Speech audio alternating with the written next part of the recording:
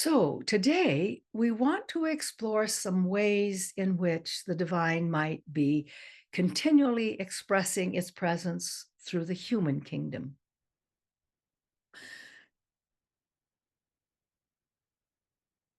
Of the three kingdoms we are exploring in this course, perhaps the human kingdom is the most difficult for delineating expressions of and by the divine.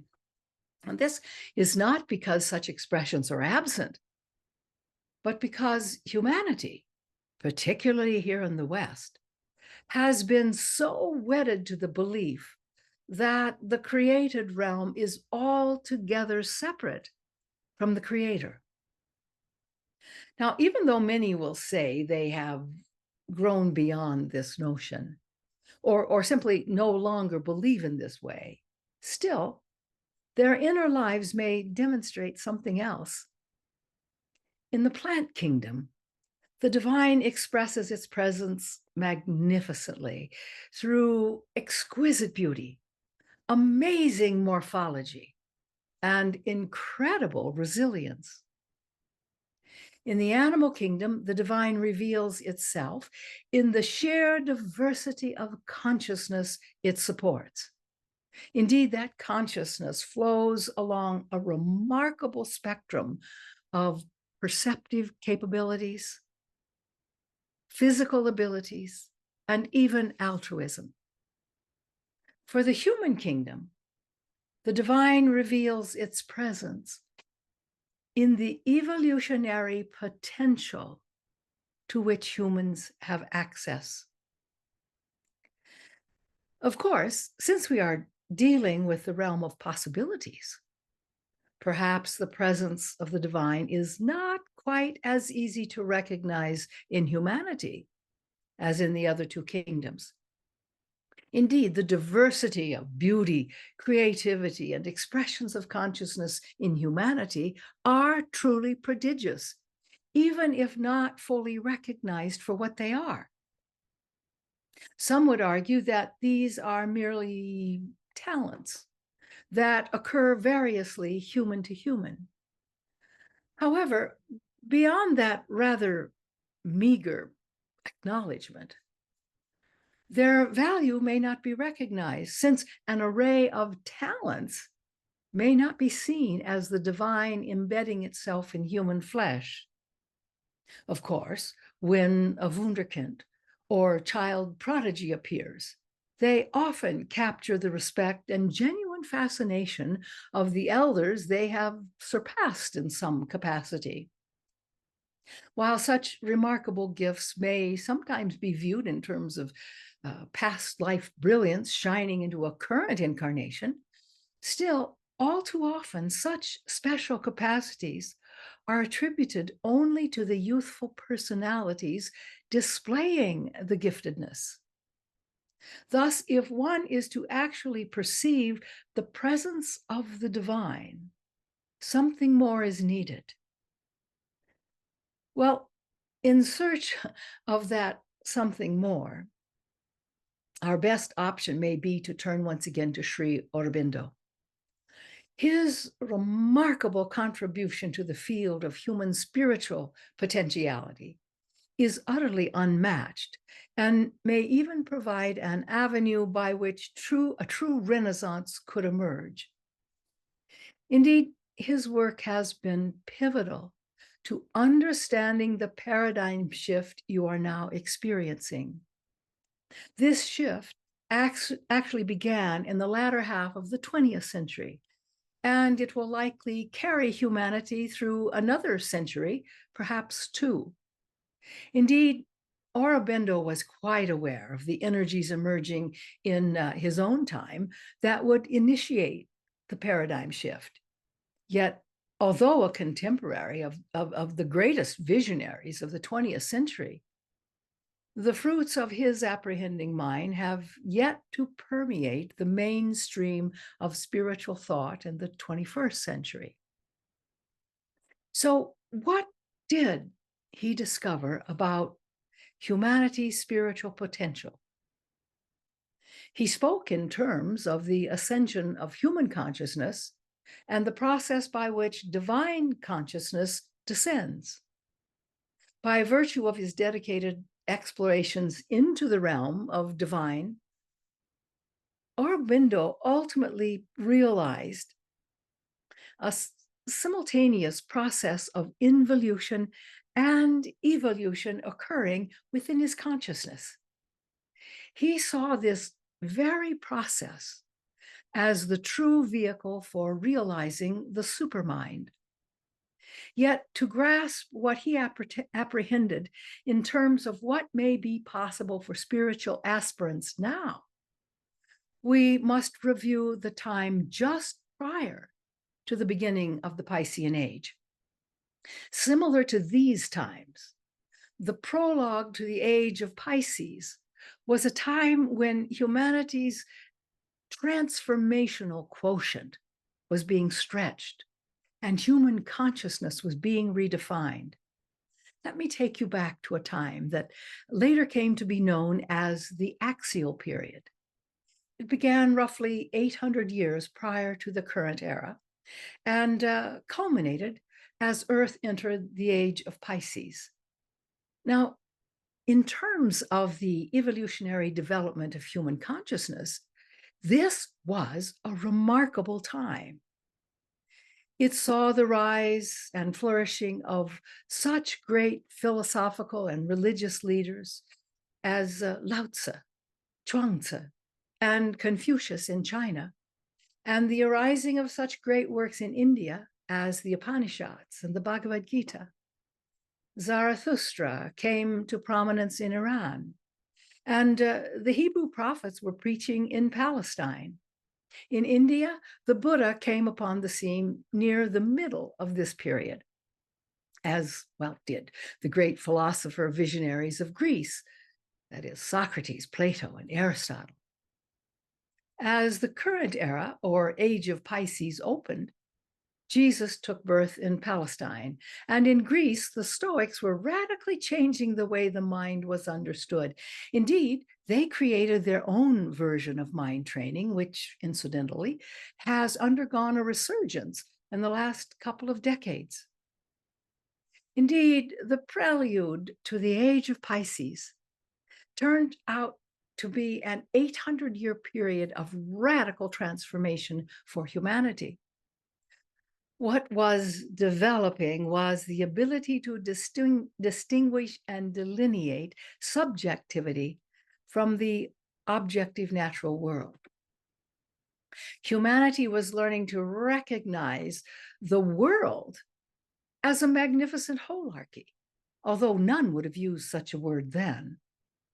Indeed, this stunning recognition of the world as a whole, comprised of many parts that had previously seemed unrelated, was revolutionary. Of course, seeing in a new way always begs a question of why people believe the way they did previously, doesn't it?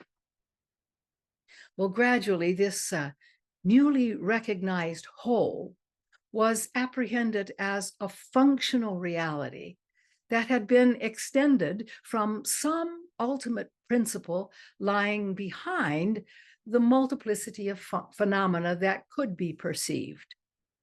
For Lao Tzu and Zhuangzi, this principle was the Tao. For Confucius, it was the fundamental precept of order to which elevated individuals conform their lives. For the Upanishads and the Bhagavad Gita, behind the phenomenal play of existence is the eternal, can't speak today, Brahman. Kathlyn's mouth's a little dry. Well, the Hebrew prophets, of course, proclaimed Yahweh as the creator of heaven and earth, but also as redeemer of the people of God. Zarathustra taught that the world had been created by Ahura Mazda, who himself was known as the uncreated God.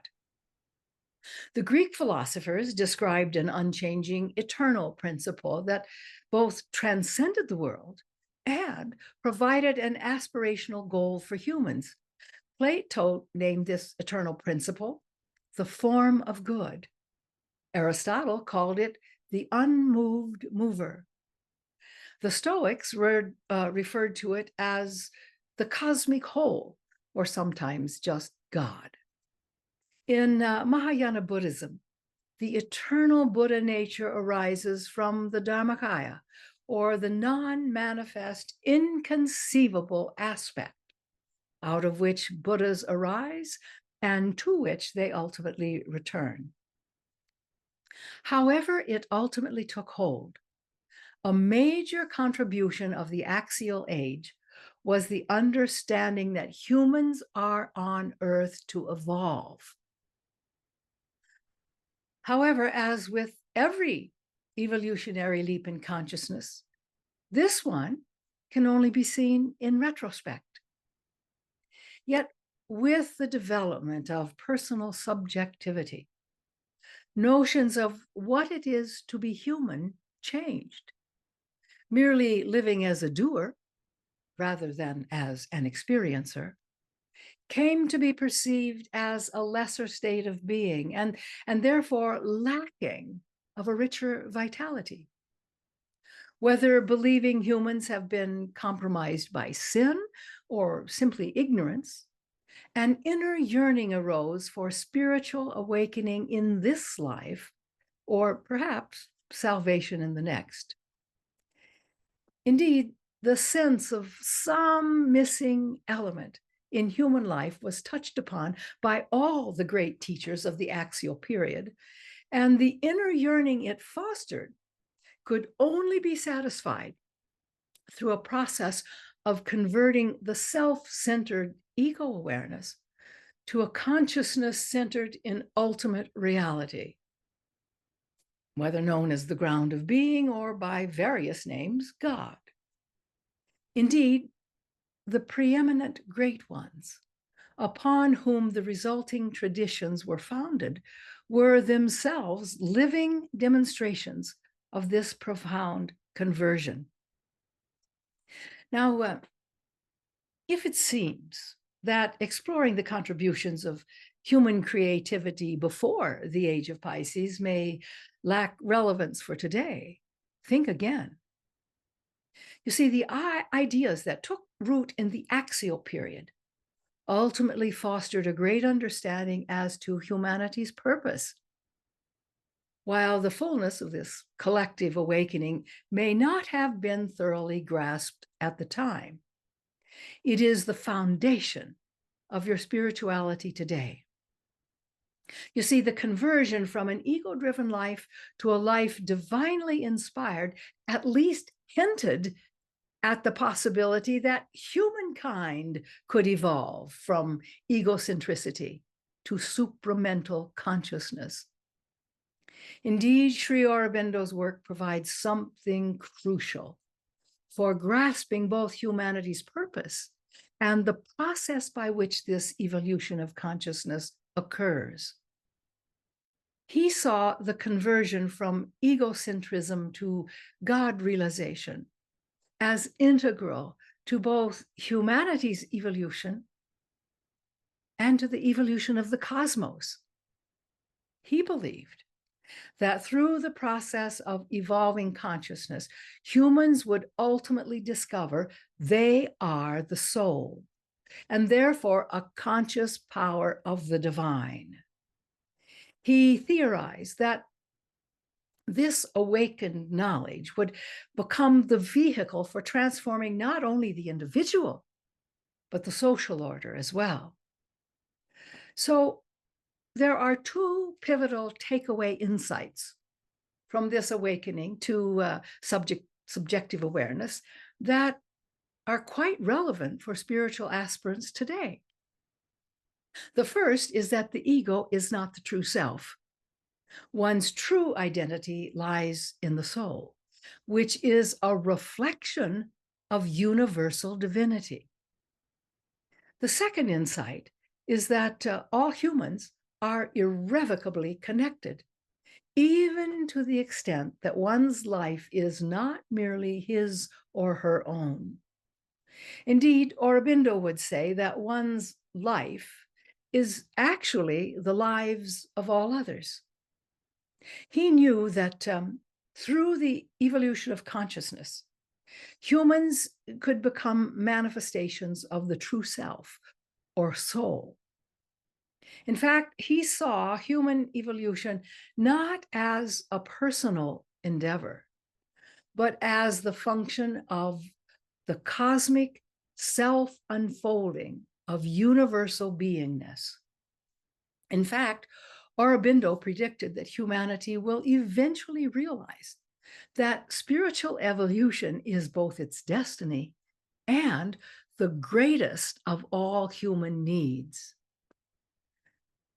Now, the age of Pisces surely presented innumerable opportunities for humanity to see beyond the separation and divisiveness that marked the age. However, humanity still has yet to apprehend its holism, and thus people still cling to the competitive individualism and fragmentation they took for normal in the Piscean age. Yet Aurobindo argued that states of mind such as these must be superseded by a realization of unity. He saw that systems of militarized sovereign nation states, as well as systems of competitive corporate capitalism, are impediments to humanity's further integration and spiritual awakening.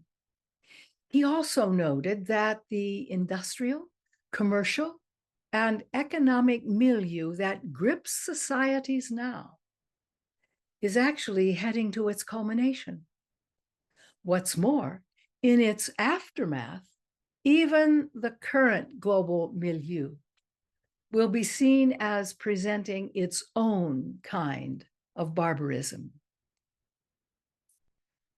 Two of the 20th century scientific discoveries that were being realized during Aurobindo's lifetime may bear important relevance to the present time, at least in terms of the trajectory of spiritual evolution.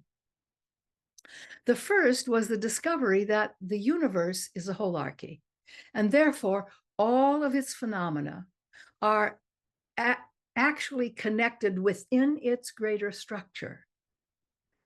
The second had to do with overcoming the notion that body and mind are separate. Indeed, the most cutting-edge scientists of today will tell you that mind is essential to any holistic system.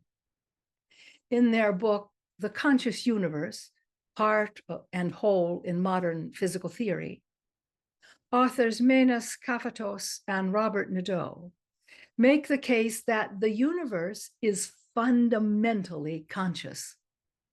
Using the latest science of 1990, they boldly declared that consciousness is a phase in the evolution of the cosmos.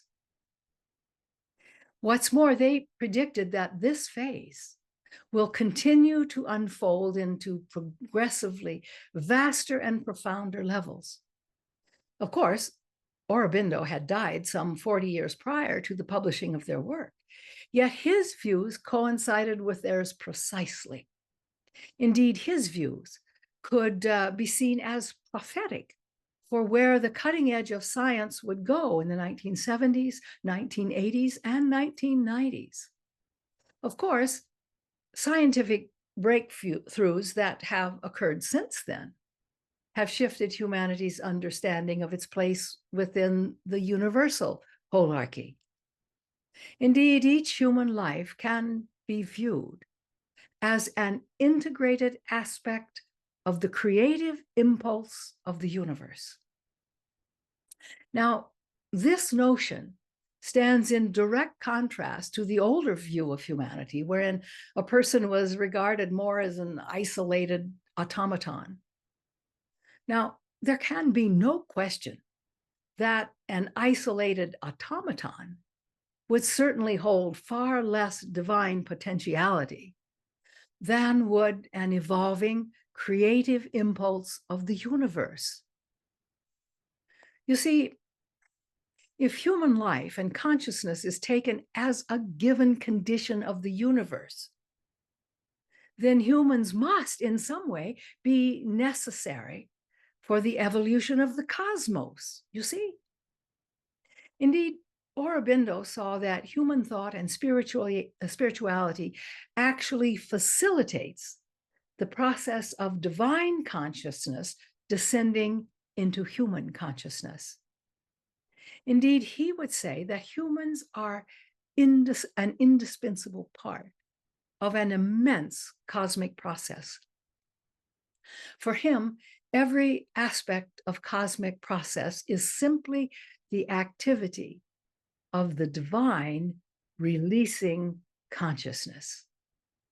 Life, he would say, is the first step in the release, and mind the second. He postulated that the third step would be a release into something even greater, a consciousness which is spiritual and supramental. That means beyond mental. Thus, he saw humanity's next evolutionary step to be realizing supermind, which he believed would ultimately become the dominant power in every conscious being. Only then, he predicted, can divinity release itself completely. Now, Aurobindo saw this next release to be the point at which humans can finally manifest perfection. Of course, realizing Aurobindo's predicted evolutionary destiny, particularly at a global level, may be a steep climb for humanity. Indeed, it will require nothing short of total transformation, not only personally, but also socially, politically, and economically. In his book, The Ideal of Human Unity, Aurobindo laid out the practical steps required to reach this goal. As you might guess, they are ambitious, yet they will need to involve the entire world. Indeed, it is somewhat questionable at the present moment whether humanity is sufficiently evolved to actually step up to the challenge. That said, after his death, the Mother Mira certainly set out to follow his instructions. Aurobindo had called for creating an international federation of free nations, as his great contemporary Mahatma Gandhi would later do. In fact, 8 years after his death, Mother Mira founded the World Union. Now, this is an international organization dedicated to accomplishing the global unification Aurobindo had described in The Ideal of Human Unity. The same year, 1958, the World Constitution and Parliament Association, known as the WCPA, was founded here in the United States, in Denver, Colorado, actually, by Philip and Margaret Isley. Now, for those of you living outside Colorado, Margaret Isley is also the founder of Vitamin Cottage, a company she began in 1955. It became the first chain of organic foods and natural supplements all across Colorado. Today, it is known as Natural Grocers, and it has 167 stores in 21 states. It was an idea that's time had undoubtedly come. And those of you who have been Sai Baba devotees may know that she was also heavily involved in the Siddha movement in the US. Well, as you can probably guess, Sri Aurobindo carried out a rigorous spiritual practice, and for many years. His capacity to engage apprehending mind was nothing short of phenomenal. In fact, he did experience the descent of the divine. This inner event caused him to apprehend a world model by which all of humanity might benefit. He saw that his access to supermind was not a phenomenon unique unto himself. Instead, he had merely actualized a universal spiritual capacity available to all humans. Indeed, this capacity is encoded in a host of latent potentialities humans are now being called to realize. Aurobindo apprehended not only the potential for human awakening, but the steps needed for a global awakening as well. In fact, his life work was not only the product of some remarkably well-applied apprehending mind, it was and remains the foundational platform that supports the paradigm shift that is now underway. Of course, Aurobindo was a visionary, well ahead of his time. Indeed, he was a remarkably optimistic individual. Even though he was well aware of humanity's foibles and fumbles, he could also see beyond them.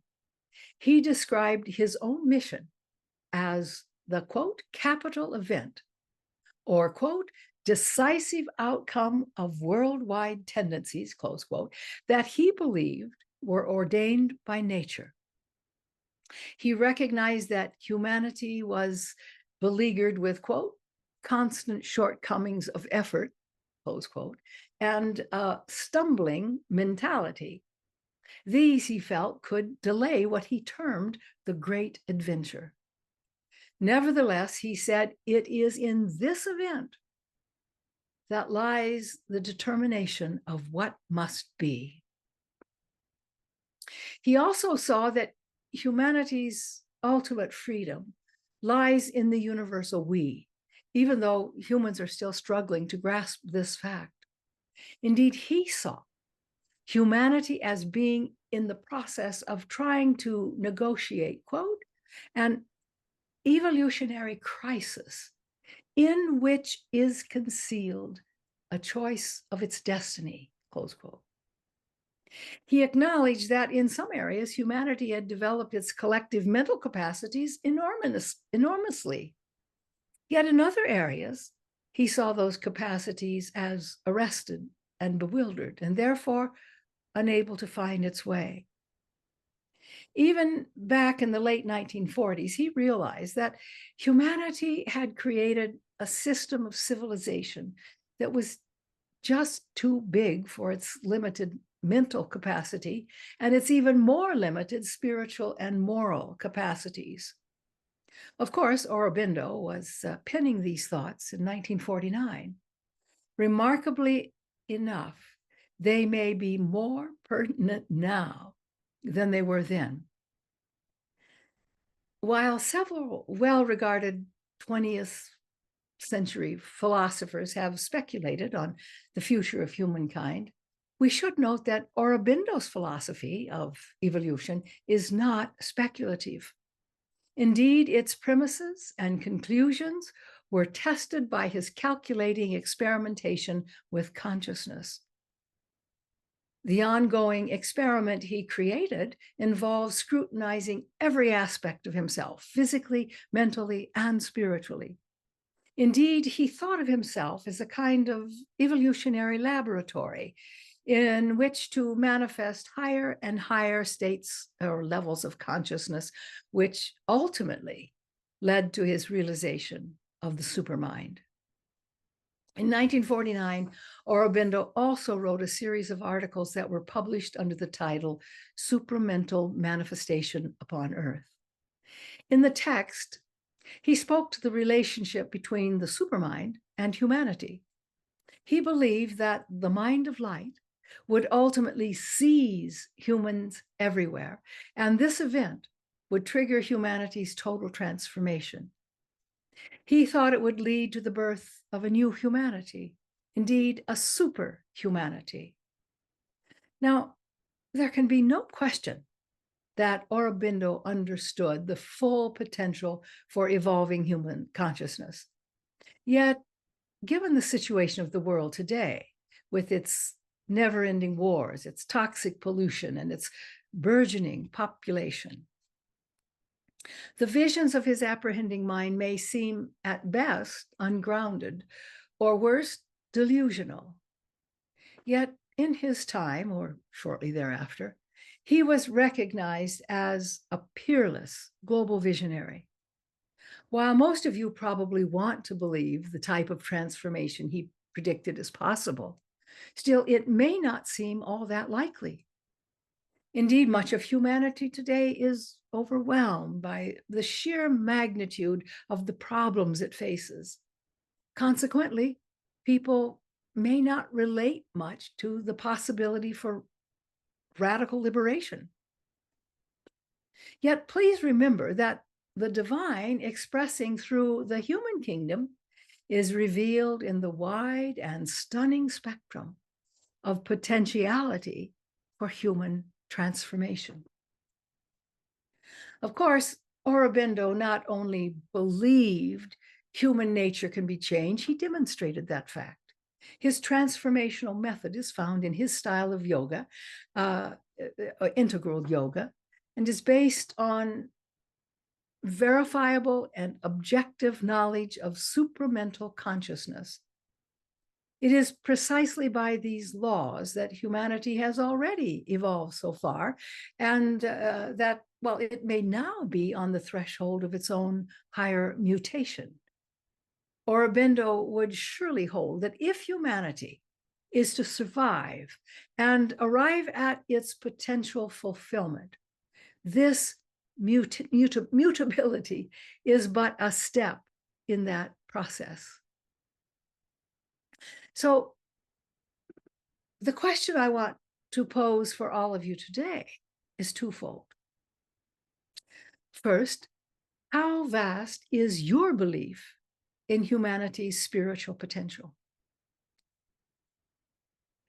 Second, are you convinced, as was Aurobindo, that both the state of the world and humanity's future are dependent upon the necessity for spiritual transformation?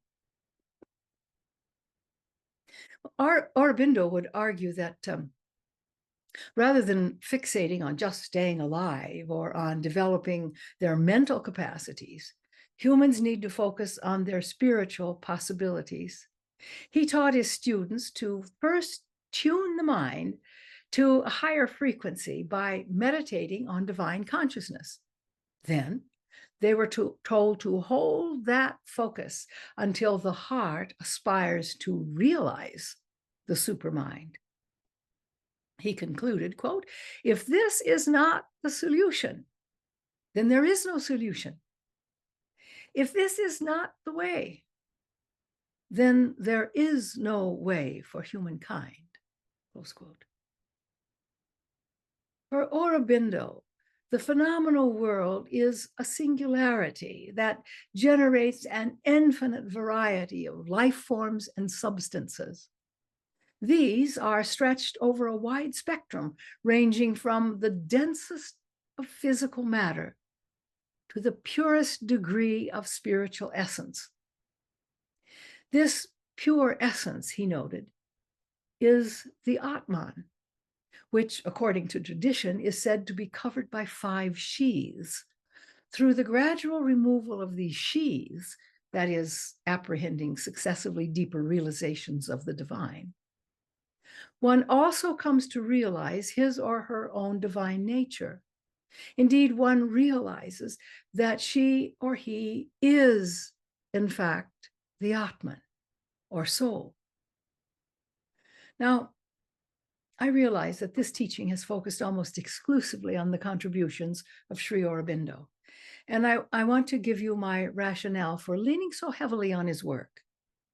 In the first place, Aurobindo speaks more definitively on the ascent of human consciousness and the descent of divine consciousness than any other contributor to the topic. Second, his work is not speculative, since he demonstrated every single step he addresses. Third, his work, valuable though it truly is, has simply not made its way into the mainstream of evolutionary thought. This may be due in large part to his writing style, which is not only very heady. His sentences are exceedingly long and may be difficult for many students to follow. The headiness may have resulted simply from the fact that he was attempting to translate insights from apprehending mind into terminology more suited to comprehending mind. Of course, these two minds speak different languages, which do not translate all that well from one to the other. Well, if I could give you a gift today, it would be to see your potential for realizing the divine as clearly as did Aurobindo. Remember, the divine is in the potential, and that is where your journey begins and ends. However, it may, in fact, include more territory than strictly your spiritual practice. Of course, done well, all work or endeavor is spiritual, even if not perceived that way in the beginning. Look, the world today is a mess, and it needs the gift of your limitless potential. In fact, can you recall a time in your life when quality leadership was ever needed more? This is a time for you to believe in your own potential as much as Aurobindo believed in it. In fact, I hope all of you will make 2024 the year you reach for greatness. To be clear, this is not the same as fame, is it? I'm not asking any of you to become famous. If that happens, fine. However, fame is not what I'm requesting of you. I'm requesting greatness, just not in the way most egos see it. You see, true greatness cannot be realized from the personality. Greatness requires the soul. Now, granted, when well aspected, the personality helps one live as a social being and invest fully in work and relationships. However, at a lesser level of maturity, the personality can become rigid and utterly predictable. When this happens, one is likely trapped in habituated patterns that actually pull her or him away from potential greatness. Thus, every spiritual aspirant must examine the personality so as to assess its strengths and limitations in relationship to one's potential. Indeed, it is within your potential to be great. You can show great wisdom, great compassion. You can be a great listener, a great parent, a great employee, a great spiritual aspirant. You can approach small tasks in a great way. You can see the greatness in others, thereby knowing greatness yourself. Look at your world, my dear friends. At the present moment, the collective low side of billions of personalities is being exposed. Indeed, you are seeing actions being taken that only heighten the ongoing struggle, strife, inequity, and even hatred. Surely, in all the arising ignoble events and moments, surely, you can find a little space in which to be great.